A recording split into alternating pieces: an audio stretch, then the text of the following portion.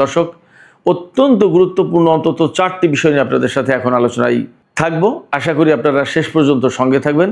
আলোচনার প্রথমেই থাকছে সোমালিল্যান্ডে ইসরায়েলি সেনা মোতায়েন করেছে। কাকে মোকাবেলার জন্য, কাকে নিয়ন্ত্রণ করার জন্য, কার উপরে নজরদারি করার জন্য, কার বিরুদ্ধে গোয়েন্দাবৃত্তি করার জন্য, কাকে দমন করার জন্য। সোমালিল্যান্ডে সেনা মোতায়েন করে ইসরায়েল কি নতুন কোনো খেলা খেলতে চাইছে মধ্যপ্রাচ্যে? এপাশে গতকাল 23শে জুন মঙ্গলবার ইরানের প্রেসিডেন্ট পাকিস্তান সফরে গিয়েছিলেন। তারাও কিন্তু বসে নেই। তারা পাকিস্তানের সাথে কৌশলগত এবং নিরাপত্তা বিষয় নিয়ে গভীর আলোচনা করেছেন এবং ধারণা করা হচ্ছে খুব অল্প সময়ের ভেতরে চীন এবং রাশিয়ার সাথে যেমন ইরানের কৌশলগত সামরিক চুক্তি আছে, তেমনি পাকিস্তানের সাথে সামরিক চুক্তি হতে যাচ্ছে। তাহলে মধ্যপ্রাচ্যে ভিন্ন মাত্রার একটা সমীকরণ তৈরি হবে, একথা বলাই যায়। এদিকে ডোনাল্ড ট্রাম্প বারবার বলছেন হরমুজ প্রণালী কন্ট্রোল করতে পারবে না ইরান এবং সেখানে কোনো টোল থাকবে না, কিন্তু ইরান বলছে হরমুজ প্রণালী তাদের নিয়ন্ত্রণেই থাকবে এবং তারা এরই মধ্যে গতকাল 23শে জুন ওমানের সাথে এই বিষয়ে বিস্তারিত আলোচনা করেছেন এবং ওমান ও ইরান যৌথ বিবৃতি প্রকাশ করেছে তারা কিভাবে হরমুজ প্রণালী কন্ট্রোল করবে, কিভাবে হরমুজ প্রণালী থেকে টোল আদায় করবে, এই সমস্ত বিষয় নিয়ে বিস্তারিত আলোচনা হয়েছে। নীতিগতভাবে তারা একমত হয়েছেন। সেক্ষেত্রে অবশ্যই বলা যাচ্ছে মধ্যপ্রাচ্যের পরিস্থিতি আমেরিকার চাওয়া পাওয়ার বাইরেই অনেক কিছু চলে যাচ্ছে। সুপ্রিয় দর্শক, এই বিষয়গুলো নিয়ে আলোচনা করব। এর পাশাপাশি আরেকটা বিষয় থাকবে, ইরানের ভেতরে যে F-15 যুদ্ধবিমান বিধ্বস্ত হয়েছিল তার উদ্ধার করা পাইলট তিনি নাকি জানিয়েছেন যে তার বিমান যখন ভূপাতিত হয়েছিল তার আগে তিনি তার সামনে অনেকগুলো জেলিফিশের মতো ইরানি ড্রোন দেখেছিলেন। তারপরে আর কি হয়েছে তিনি বাদবাকি জানেন না। যা হোক, আশা করি এই আলোচনাগুলো আপনাদের ভালো লাগবে। আর যদি ভালো লাগে ভিডিও তাহলে লাইক, কমেন্ট, শেয়ার করবেন এবং চ্যানেলটি সাবস্ক্রাইব করে সাথেই থাকবেন। দর্শক, চলুন বিস্তারিত আলোচনায় চলে যাই। আপনাদের নিশ্চয়ই মনে আছে আমি বেশ কিছুদিন আগে সোমালিল্যান্ডের বিষয়ে একটা আলাদা ভিডিও করেছিলাম। সেই ভিডিওতে বলেছিলাম কিভাবে সোমালিল্যান্ডকে ইসরায়েল স্বীকৃতি দিয়েছে, সোমালিল্যান্ডকে নিজের আওতার ভিতরে নিয়ে, নিজের নিয়ন্ত্রণের ভিতরে নিয়ে নিচ্ছে এবং সোমালিল্যান্ড নিয়ে তার কি পরিকল্পনা বিস্তারিত আলোচনা করেছিলাম। সোমালিল্যান্ডের সাথে যুক্ত আছে ভারত, সংযুক্ত আরব আমিরাত, আমেরিকা, অনেক কিছু। টার্গেট কি তাও বলেছিলাম একদম বিস্তারিত। যে ভিডিওতে সোমালিল্যান্ড নিয়ে আলোচনা করেছিলাম সেই ভিডিও লিঙ্ক আমি উপরে দিয়ে দিচ্ছি, আপনারা দেখে নিতে পারেন। আবার আজকের ভিডিওর ডেসক্রিপশনেও এই লিঙ্ক দিয়ে দেবো, আপনারা চাইলে সোমালিল্যান্ড নিয়ে কী আলোচনা হয়েছিল আপনারা দেখে নিতে পারেন। তো আমি আজকে যেটা বলি, সোমালিল্যান্ডে এরই মধ্যে খবর বেরিয়েছে ইসরায়েল সেনা মোতায়েন করেছে। কত সেনা? বলা হচ্ছে 50 জন সেনা মোতায়েন করেছে, কিন্তু বাস্তবতা আমি ব্যক্তিগতভাবে বলি, যদি বলা হয় 50 জন তাহলে অন্তত 500 জন। যদি বলা হয় 50 জন তাহলে সংখ্যা বেড়ে 5000 জনে চলে যেতে পারে। 50 জন দিয়ে কি করবে? আর তারা কি সীমান্ত চৌকি দিতে আসছে নাকি অ্যাডভাইজারি কোনো ডিউটিতে আসছে? বরং সোমালিল্যান্ডে কেন ইসরায়েল সেনা মোতায়েন করছে আমি সেই কথাটা ক্লিয়ারলি এখানে বলবো। আর কাদেরকে মোতায়েন করা হলো সেই কথাটা একটু আগে বলি।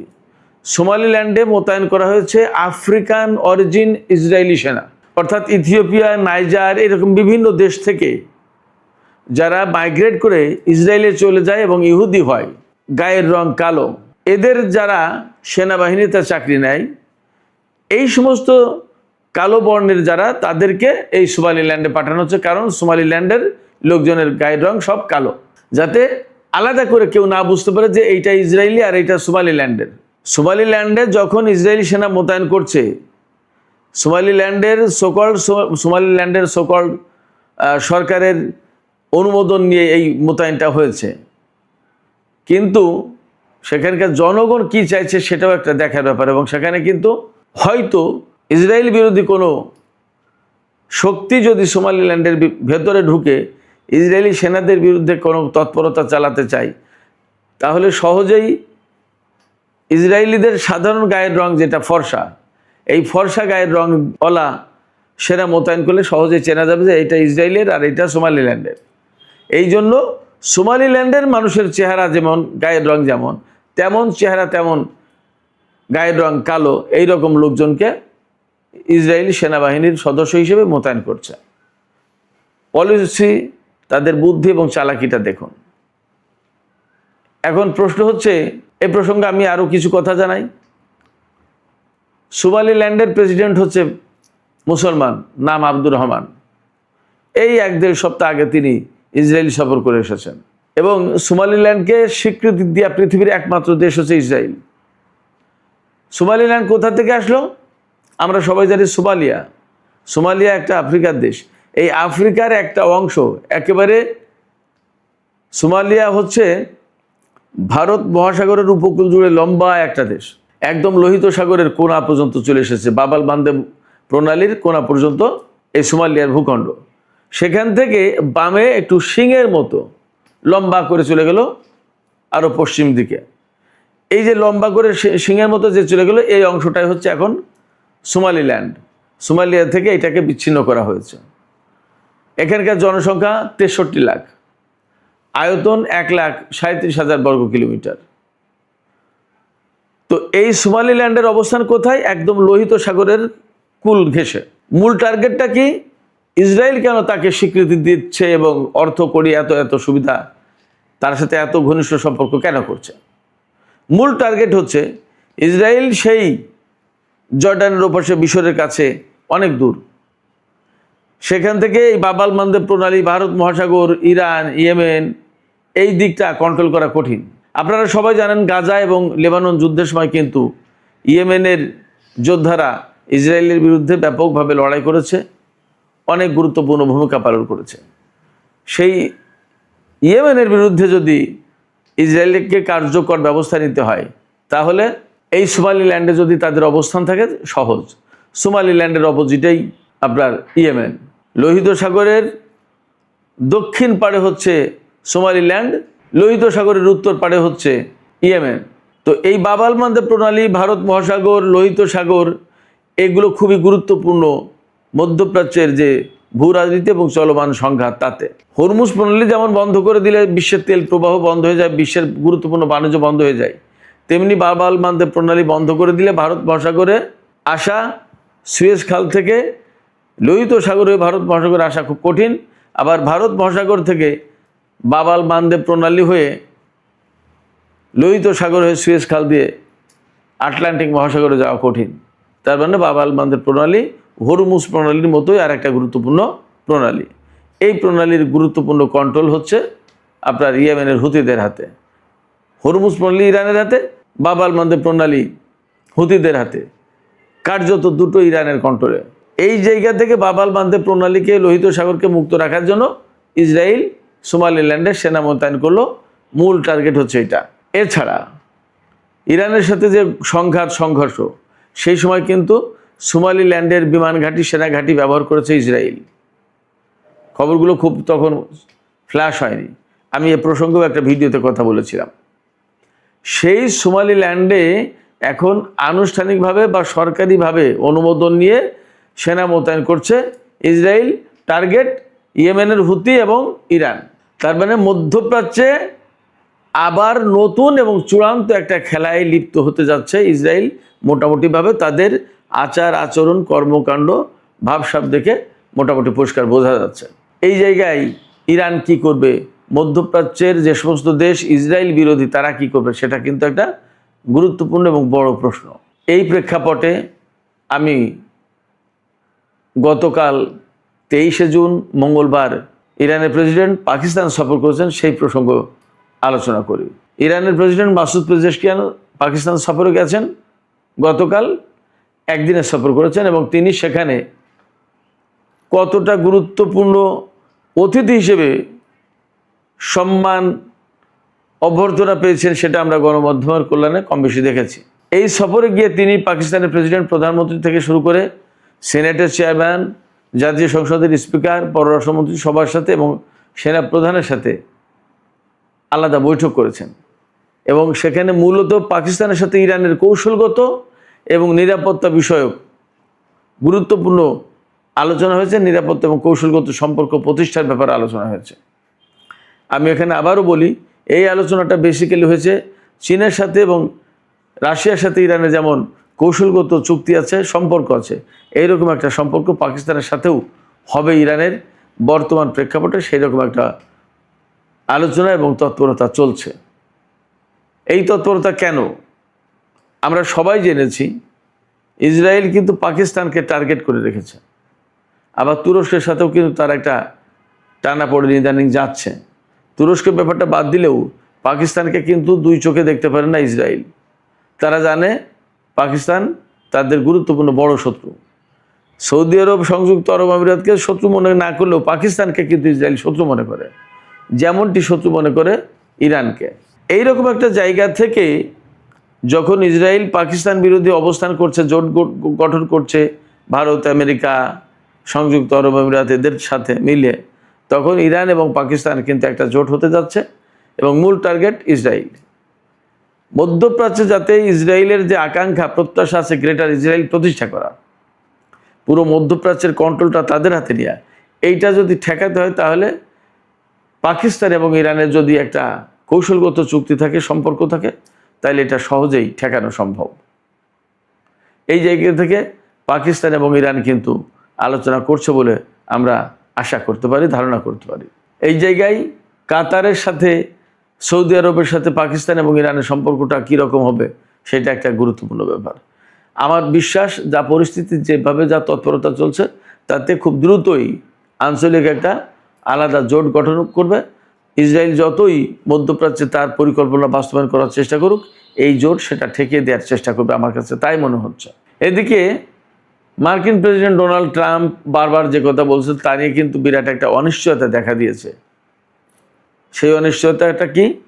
আমেরিকা এবং ইরানের ভেতর যে সমঝোতা হয়েছে, সেই সমঝোতা বাস্তবায়ন করা যাবে কিনা, এই সমঝোতা বাস্তবায়নের ভিত্তিতে ইরানের সাথে আমেরিকার চূড়ান্ত চুক্তি হবে কিনা। মার্কিন প্রেসিডেন্ট ডোনাল্ড ট্রাম্প দুটো ব্যাপারে ভিন্ন কথা বলছেন। ইরান যা বলছেন তার সাথে মিলছে না। ডোনাল্ড ট্রাম্প বলছেন যে ইরানের পরমাণু কর্মসূচি পরিদর্শন করার জন্য ইরান আন্তর্জাতিক পর্যবেক্ষকদের ইরানে ঢুকতে দেওয়ার ব্যাপারে রাজি হয়েছে। ইরান বলছে এই নিয়ে কোনো আলোচনাই হয়নি। এটা গেল একটা দিক। আর একটা দিক হচ্ছে হরমুজ প্রণালী। ইরান বলছে যে এই 60 দিন পরে ইরান কন্ট্রোল করবে এবং সেখান থেকে একটা ফি নেবে। আমেরিকা বলছে কোনো ফি থাকবে না, যদি টোল নিতে হয় তাহলে আমেরিকা নেবে। যাই হোক, তো অথচ গতকাল ইরানের প্রতিনিধি দল, স্পিকার বাকের কলিবাব এবং পররাষ্ট্রমন্ত্রী আব্বাস আরাকচি সহ বেশ কিছু কর্মকর্তা, ইরানি কর্মকর্তা ওমান সফর করেছেন এবং ওমানের সুলতানের সাথে, ওমানের পররাষ্ট্রমন্ত্রীর সাথে তাদের বৈঠক হয়েছে। বৈঠকের পর যৌথ বিবৃতি দেওয়া হয়েছে। বিবৃতিতে এই হরমুজ প্রণালী কীভাবে কন্ট্রোল করবে, কীভাবে কী করা হবে না হবে, এই সম্পর্কে বেশ কিছু বিষয়, তথ্য তুলে ধরা হয়েছে যৌথ বিবৃতিতে, সংবাদ সম্মেলনে। সেখানে বলা হয়েছে যে ইরান এবং ওমান এই হরমুজ প্রণালী কন্ট্রোল করবে। এই কন্ট্রোল করার ক্ষেত্রে কি কি করবে এই ব্যাপারে তাদের ভিতরে আলোচনা হয়েছে এবং তারা একমত হয়েছে অনেক কিছুতে। কেমন? তাহলে ডোনাল্ড ট্রাম্প বলছে যে এটা কন্ট্রোল ইরানে থাকবে না, একদম আগের মতো মুক্ত থাকবে, আর ইরান ওমান বলছে যে না, তারা কন্ট্রোল করবে। তাহলে তো দুই পক্ষের কথা দুই রকম হলো। আসলে বাস্তবতা কি? এবং এই ঘটনায় কি দুই পক্ষের ভেতরে আবার ফাটল ধরবে এবং চুক্তি এবং সমঝোতা কি ভেঙে যাবে? এই প্রশ্ন কিন্তু আসছে। সুপ্রিয় দর্শক, শেষ পর্যায়ে একটা গুরুত্বপূর্ণ বিষয় নিয়ে আলোচনা করি, বেশ ইন্টারেস্টিং বটে। আমরা সবাই জানি এই যে গত 40 দিনে যে যুদ্ধটা হয়ে গেল, এই যুদ্ধের সময় ইরানের ভেতরে, ইরানের খুজেস্তান প্রদেশে একটা মার্কিন F-15 যুদ্ধ বিমান বিধ্বস্ত হয়েছিল। এই যুদ্ধ বিমানের পাইলটকে উদ্ধারের নামে অনেক ঘটনা ঘটেছে। ওই যুদ্ধ বিমানে একজন পাইলট এবং একজন গানম্যান ছিল। গানম্যান মানে ওয়েপন অফিসার। তো পাইলটকে উদ্ধার করা হয়েছে বলছে, আমেরিকা দাবি করছে, আসলে তাকে কোনোদিন এই পর্যন্ত দেখায়নি, কোনো কিছু না। এখন খবর এসেছে যে সেই পাইলট নাকি বলেছেন যে বিমান বিধ্বস্ত হওয়ার আগে তিনি জেলিফিশের মতো ড্রোন দেখেছিলেন। ইরান যে ড্রোন পাঠিয়েছে সেই ড্রোন জেলিফিশের মতো এরকম করতে করতে করতে করতে আসে। সেই ড্রোন পাইলট বলছেন যে একটা বড় ড্রোন দেখছি, তার সাথে তার নিচে অনেকগুলো ড্রোন, ছোট ছোট ড্রোন ঝুলেছিল এবং পায়ের মধ্যে দেখা যাচ্ছিল, মনে হচ্ছিল জেলি ফিশের পা। যাই হোক, এই ঘটনায় মার্কিন গোয়েন্দারা অবাক হয়ে যাচ্ছেন, বিস্মিত হচ্ছেন। তারা বলছেন যে জেলি ফিশের মতো ড্রোন কিভাবে সম্ভব, এটা কি দেখলো আমাদের এই পাইলট? নাকি তিনি যুদ্ধ পরিস্থিতিতে বিপদে পড়ে আসলে উল্টাপাল্টা কিছু দেখেছে, ভুল বলছে? এখন একটা কল্পিত কোনো চিত্র, ছবি তিনি বর্ণনা করছেন কিনা। আবার গোয়েন্দারা বলছেন এটাও যে এই রকম যদি কোনো ড্রোনের কথা থেকে থাকে তাহলে আমাদের কাছে তো এইরকম কোনো খবর নেই। ইরানের হাতে কি কি ড্রোন আছে এর খোঁজ খবর তো আমাদের কম বেশি সব আছে, কিন্তু এই রকম নতুন কোনো ড্রোনের খবর তো আমাদের কাছে নেই, তথ্য নেই। তাহলে কি ইরান নতুন কোনো প্রযুক্তি ওই সময় টেস্ট করলো? এই প্রশ্ন আসছে। আসলে কি হয়েছে হয়তো আরও কিছুদিন পরে জানা যাবে। হয়তো ইরানের পক্ষ থেকে এই নিয়ে কোনো বক্তব্য দেওয়া হবে, অথবা ওই পাইলট অথবা আমেরিকার গোয়েন্দারা আরও কিছু বলবেন। আমরা সে পর্যন্ত অপেক্ষা করি। তবে একথা ঠিক যে ড্রোন শিল্পে পৃথিবীতে ইরান যে কতটা এগিয়েছে তা আমরা কম বেশি বুঝতে পারছি। সেক্ষেত্রে ইরানের ড্রোন শিল্প আমেরিকার জন্য, ইসরায়েলের জন্য একটা বড় আতঙ্কের কারণ হয়ে উঠেছে, তাতে কোনো সন্দেহ নেই। আর যদি এই সত্যি সত্যি জেলিফিশের মতো কোনো ড্রোনের অস্তিত্ব থেকে থাকে ইরানের সামরিক ভাণ্ডারে, তাহলে তা ইরানকে যেমন শক্তিশালী করবে, তেমনি তার শত্রুপক্ষকে ভীষণ আতঙ্কগ্রস্ত করে তুলবে, এটাও ঠিক। সুপ্রিয় দর্শক, এখনকার আলোচনা শেষ করতে চাই এখানেই। যাওয়ার আগে আমি আপনাদের কাছে প্রশ্ন করতে চাই সোমালিল্যান্ড সম্পর্কে। এই যে একটা মুসলিম ভূখণ্ড, সেখানে ইসরায়েলি সেনা মোতায়েন করলো এবং মূলত ইয়েমেন আর ইরানের মতো দেশকে তারা ইয়েমেন আর ইরানের মতো দেশকে তারা মোকাবেলা করতে চায়।